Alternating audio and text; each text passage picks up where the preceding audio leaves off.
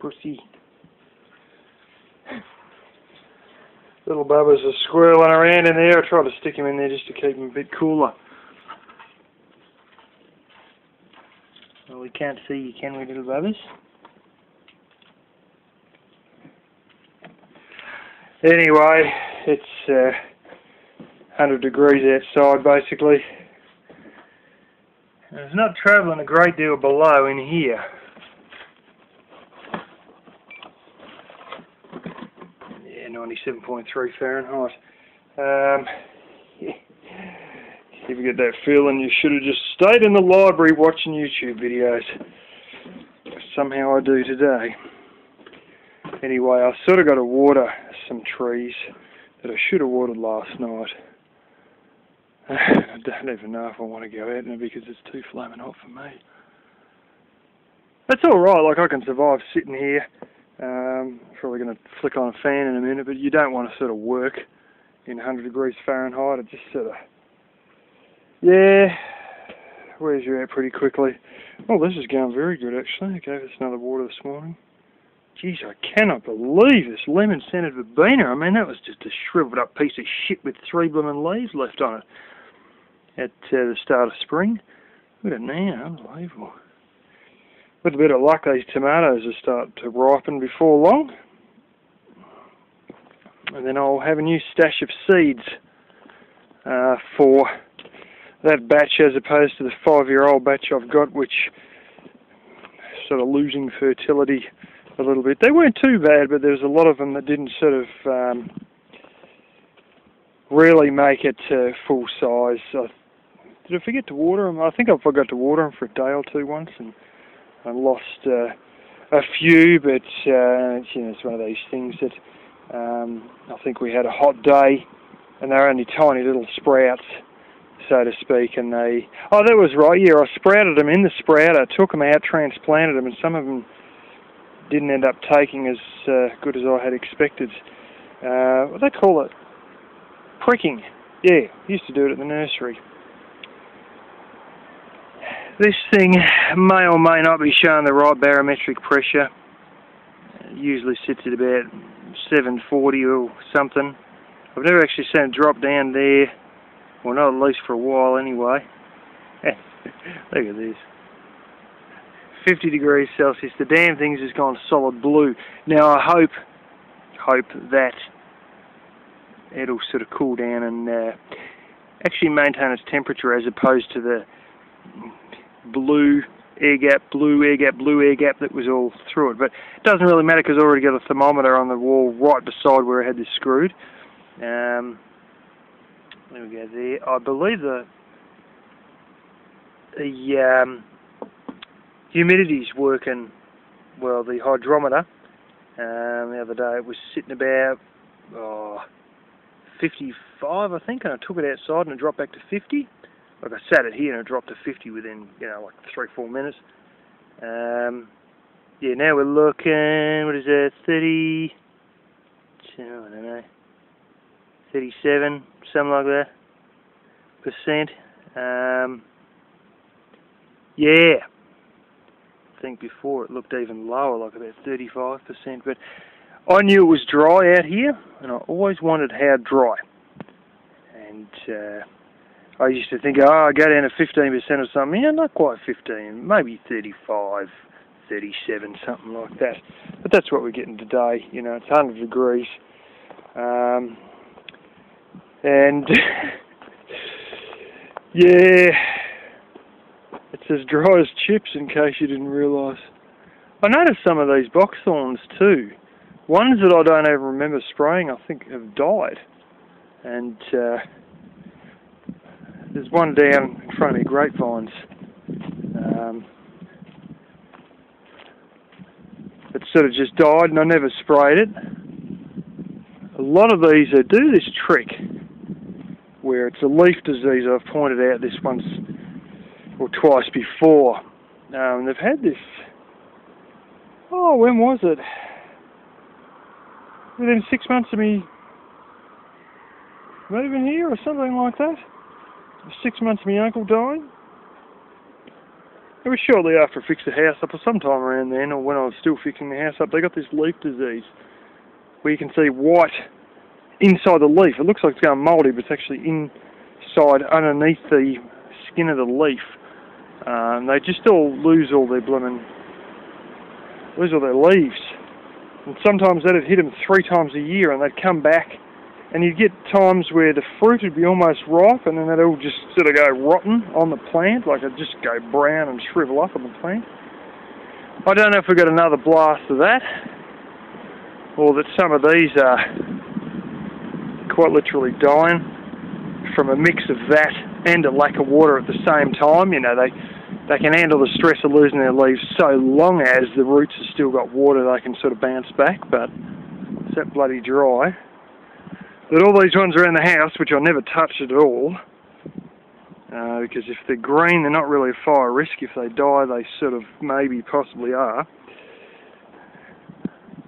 Look as though they might be turning to shit. I don't know, we'll have to see.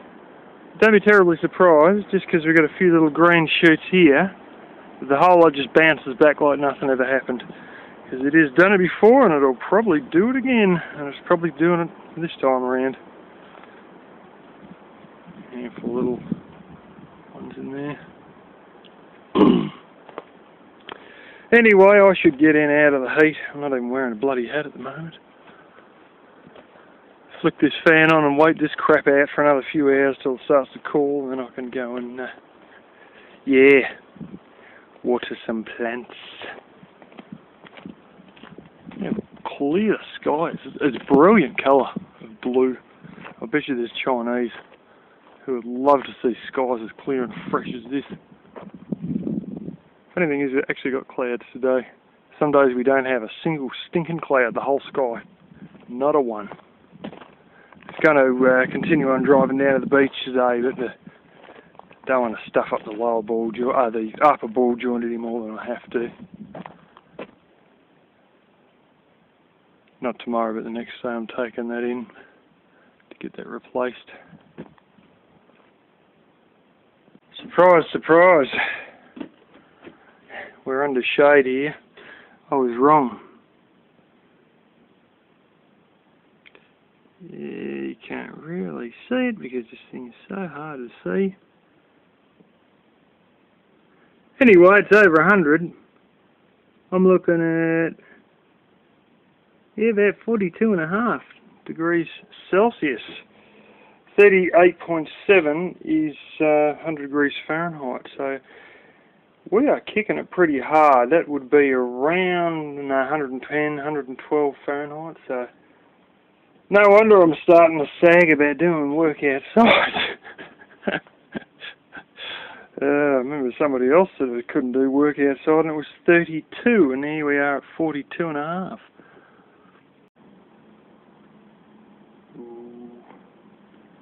Now I'm breaking the rules of off-grid.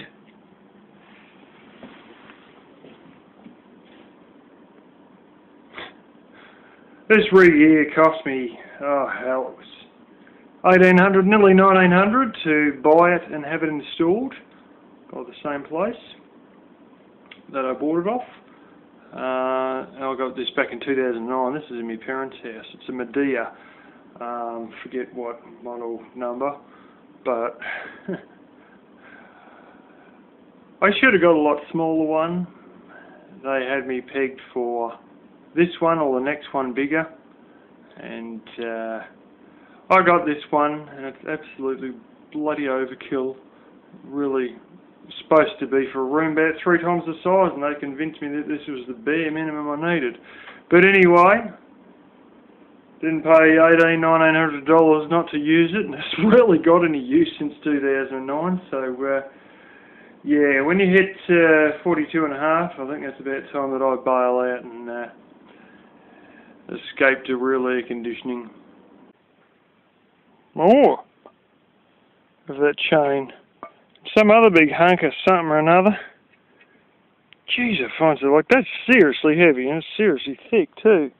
As you can see. Yeah, I just keep plucking more and more and more crap out of here, and you just, like, you look at it, it looks barren, And sure as eggs, you'll just see this little edge or something and give it a boot and bang, another great big lump. I've got another two big, reasonably thick arms, they'd be bigger than my thumb,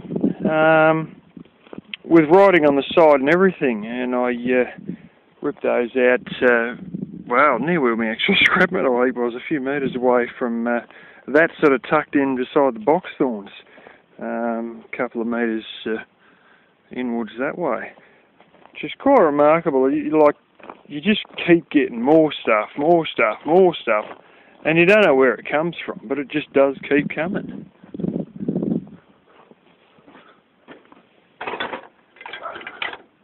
That's one of the arms there, the letters on it, and I think the other one was this thing here. Big bloomin' thing. And look at the size of that. Just keeps coming and coming. Yesterday I got all these damn old crapo spanners, they're like punch sheet metal spanners and stuff. All these random bits of crap all in one spot. Big heavy things, you know. I mean, look at the thickness of that. That is seriously thick. You just keep pulling out and they just keep coming. This one here, that come from just behind the wood heap there. Never ends. Clean out today. This little banger only costs a few dollars. It's a miter saw. It's only 1050 watts. Base is actually plastic mainly.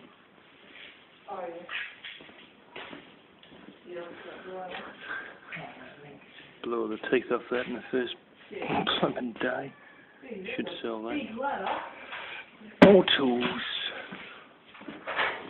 Damn lot of tools. You know, the random bits and pieces. These are Grandmammy's old biscuits. I'm not joking, you can see the sugar all over them. I ate some of these in the 90s. She died in around 1968. They were still good at 30 years of age. I'll tell you, whatever recipe she had, these are the preppers. I mean, look at the age of the flipping tin the things are in. And these will still be edible, as they were back in about 96, 98 sometime around then when I ate them. Actually, yeah, it would have been 96, maybe 97.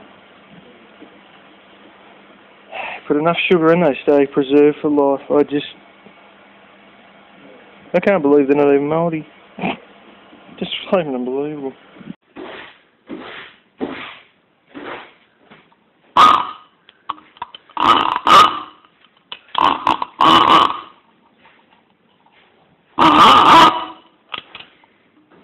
Real deal.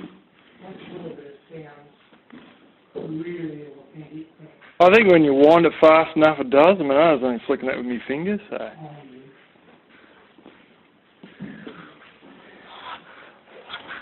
$2.70 Canadian. This was back in the day when my father and uncle were only about, 14, 16, somewhere around there. Bought this for themselves. Second one in the district. Second people in the district that had a chainsaw. And they made money by selling firewood. And sell it per yard, and they had a set size it would be per yard. Little roller where it gets pull started. Now you just pull it out of a blooming hole. They had a roll there just to preserve the pull string. Made by Mobile Co. Not Mobile Co. as in Mobile Oil, but Mobile Co. One of the subsidiaries was Canadian, and they made small engines and other stuff like that. I assume that would be the bar oil. Stop shadowing everything here. How's that for the blooming teeth? It's a decent bar too. I was guessing and say it'd be about a 20-inch bar at least, if not 22. Actually, it was quite reliable, this one. It was a lot less grief-stricken than a lot of the earlier ones.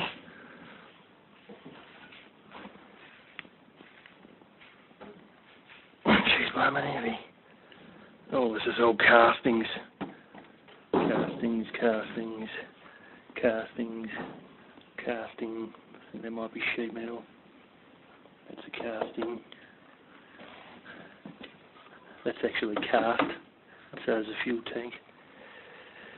It's not lightweight, but it's definitely a goer. Here's some other older stills. Oh, these are blooming big chainsaws. These might be on their last legs. Different ones my uncle got over time. Probably back in the 70s or something.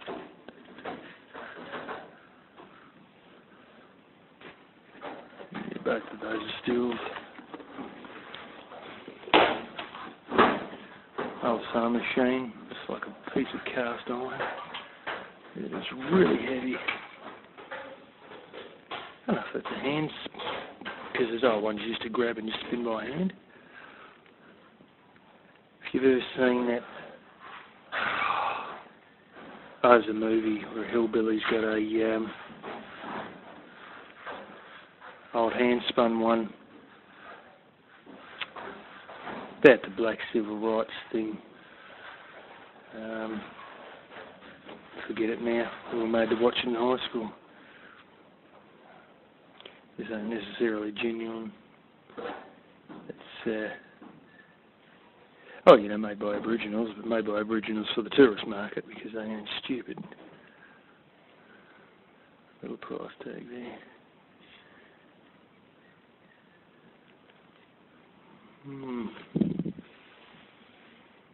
Silverware. Old lamp.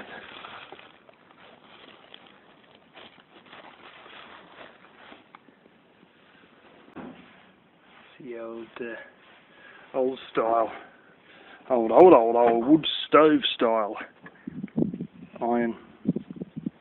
Just a big hunk of steel plate pretty much with a handle. Easy old scrubbing. What you do is you put your clothes there and then you'd... How exactly did they do it? I don't know if they just rubbed it with their hands or what, but it was corrugated glass. I've showed a broken piece of this sort of glass at my place that I found. I found a few bits and thrown most of them in the bin, but I kept a big chunk I found the other day. And you keep scrubbing away, and that corrugation allows you to scrub the clothes reasonably clean. And they'd mounted on a little wooden rack, and I mean this is a genuine original sort of a one. And then you'd get your clothes clean by scrubbing. I remember seeing Sandy Hook, and the one thing I noticed about Sandy Hook, especially it was a difference between Australia, although may not be coming so much, is the amount of 16-year-olds that owned iPhones. Could you imagine getting a 16-year-old American girl scrubbing clothes of this all day and ironing everything with an old iron like that? I don't think so. See, old magnifying glass from back in the day, I think you just used to sit it down and look at things enlarged. You ain't going to see very well because it's sort of dirty. You won't see these in the United States, I can almost guarantee it. That could be wrong. What the blue blazers would that be used for? You've got to think British. And if you can read the brand name on this, it would just about give it away. That's an aluminium one. And this one would be an enamelled steel one, where the holes were half covered with enamel by the look of the bottom one.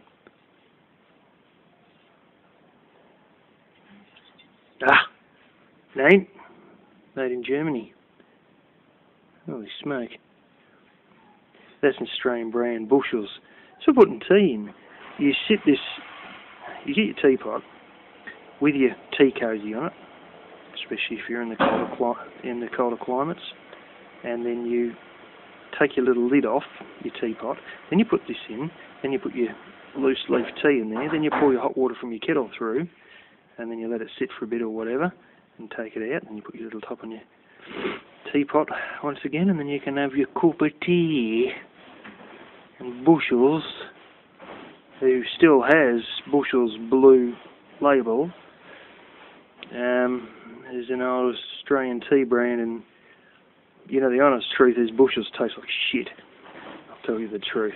Lipton is quite good, almost nearing premium. Bushell's is just crap. Take it from a tea connoisseur. I can get a cup of tea, or give me a tea bag or whatever. I can pick the difference between premium grade stuff and normal grade stuff. And usually you can tell by leaving the tea bag in for 5-10 minutes, quite a while. And if it's got any taste of tannin, it's not premium. If it's got no taste of tannin whatsoever after leaving a tea bag in there for 5 or 10 minutes, that is classed as premium tea versus ordinary tea, which you can feel the tannin, a taste of tannin in it after 10 minutes or so. And Bushell's, it's got tannin straight away. It's not so great, but it is an original brand of tea in Australia. So can you butter?